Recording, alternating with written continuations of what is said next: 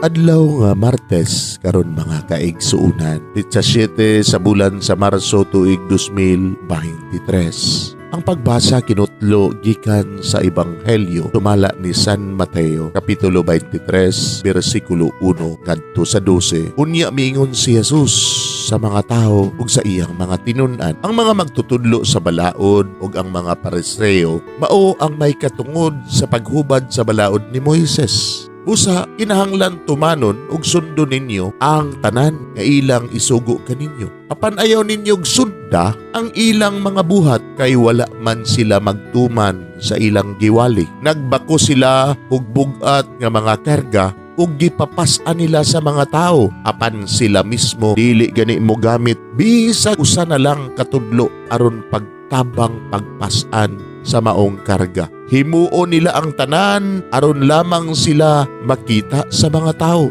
Tan-awa og unsa kadagko ang gisudlan nila sa mga sinulat nga mga bersikulo sa kasulatan nga ilang gibutang sa ilang mga agtang ug gihigot sa ilang mga bukton. Ug tan-awag unsa kataas ang sidsid sa ilang mga sapot. Gusto sila sa labing maayong mga dapit sa mga kumbira ug sa mga linaing lingkuranan sa mga sinagoga. Gusto silang yukbuan ug tahuron didto sa mga merkado ug tawgong magtutudlo sa mga tao. Ayaw kamo pagpatawag ug magtutudlo kay kamong tanan managsuon man ug usara ang inyong magtutudlo. Og dinhi sa kalibutan ayaw tawga si bisan kinsa nga amahan kay usara ang inyong amahan nga atuwa sa langit. Ayaw usab kamo pagpatawag og agalon kay usara ang inyong agalon nga mao ang Mesiyas. Ang labing dako kaninyo kinahanglan mahimo nga inyong sulugoon. Ang magpataas sa iyang kaugalingon ipaubos ug ang magpaubos ipataas. Mga igsuon, ang Ebanghelyo sa Ginoo. Daygon ikaw o Kristo.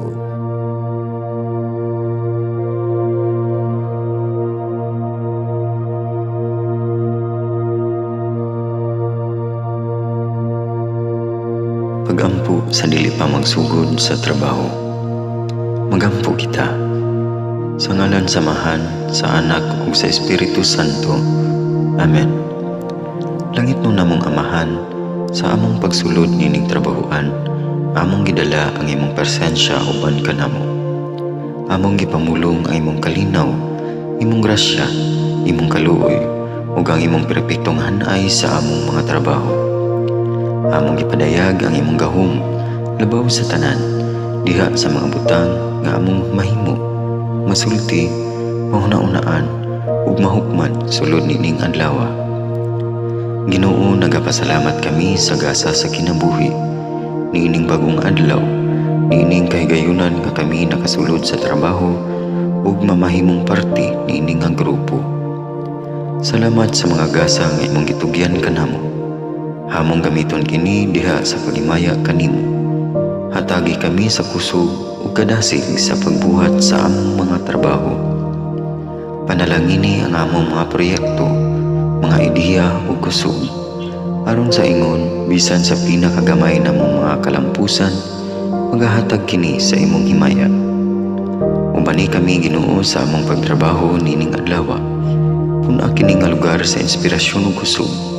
Tabangi kami nga magtrabaho isip usa ka grupo nga mapakita sa usag-usa ang kamaayo. Himuha kami nga maayo nga makabot namo ang mga butang nga kinahanglan namong buhaton. Himuha kini nga lugar nga puno sa kalipay ug panaghigalaay. Ug kamugaway ug kalinaw ang mapatigbabaw niining dapita. Ginoo, kung kami anaa sa kalibog, giyahi kami. Kung kami muwadaan sa kadasig ug paglaom, dasiga kami. Himua nga ang trabaho nga among gihimo ug ang paagi sa among paghimo niini makahatag unta kini ug hugot nga pagtuo, kalipay ug pahiyom sa tanan nga among mahimamat karong adlaw. Panalangini ang among mga pamilya, among Pinoy-anan, among nasod.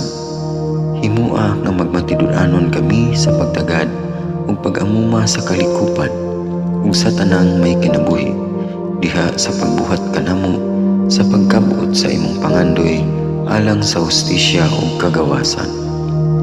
O Ginoo, sa among pagbiya nining lugara, tagay kami sa imong panalangin ug kaluoy sa among pagbiyahe. Panalangini ang among mga pamilya ug Pinoy-anan nga anaon ta sa maayong kahimtang sama sa among pagbiya kanila.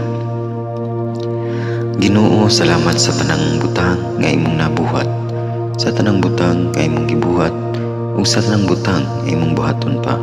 Sa ngalan ni Jesus, among giampo diha sa tumang pagigugma ug pagpasalamat. Amen. Sa ngalan sa Amahan, sa Anak, ug sa Espiritu Santo. Amen.